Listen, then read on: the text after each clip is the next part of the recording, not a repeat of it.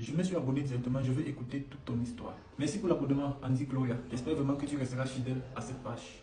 Les gars, entamons en même temps la partie 13. Au moment où je suis donc censé quitter Dubaï pour aller me faire soigner au Togo, j'ai fait la rencontre d'un grand frère, un Camerounais qui me paye le billet d'avion, business class, Dubaï-Togo. À mon arrivée à l'aéroport de Lomé, je me fais bloquer par les agents d'immigration pour faute de visa. Moi, je me disais qu'on obtient le visa togolais à l'arrivée à l'aéroport. Genre, dès que tu arrives, on te met le cachet, tu entres. Pourtant, c'était pas ça. Le visa togolais s'obtient une semaine avant ton voyage. Ça veut dire que tu dois faire une demande de visa une semaine avant ton départ. Mais ce qui a le fait en sorte que les agents d'immigration togolaises me laissent accéder au territoire togolais, c'est parce que j'étais gravement malade. Je leur avais montré l'état dans lequel j'étais. Ils avaient eu pitié de moi et ils m'ont laissé entrer sur le territoire. À mon entrée sur le territoire togolais, le grand frère qui m'avait payé le billet d'avion business class de Dubaï-Togo me met maintenant en contact avec un autre Camerounais qui connaissait au Togo, afin que le gars puisse m'aider à partir à l'hôpital. En fait, comme j'étais novice sur le territoire, il devait m'orienter au voir un peu.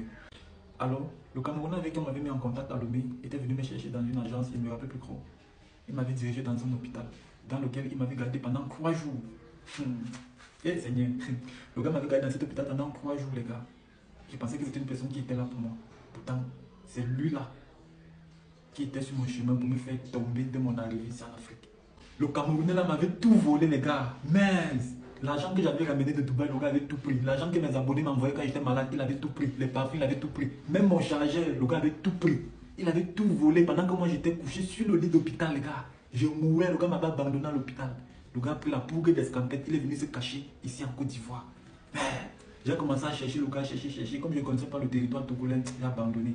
Voilà comment j'avais donc cherché en contact avec un Togolais que j'avais connu à Dubaï. C'est lui qui m'avait aidé à trouver ma toute première maison. Quand il dit même maison, c'est trop dit. Les gars, je dormais dans les magasins. Seigneur, je dormais dans les magasins, les gars. Je dormais dans les magasins. Je ne vais pas continuer la vidéo aussi. Prochaine vidéo, les gars, ne manquez même pas la prochaine vidéo. Parce que c'est à partir de là où ça commence à cuire sur moi ici en Afrique. Oui, ne manquez pas la prochaine vidéo. On est ensemble, c'est la partie 13, non? Voilà, ne manquez pas la partie 14.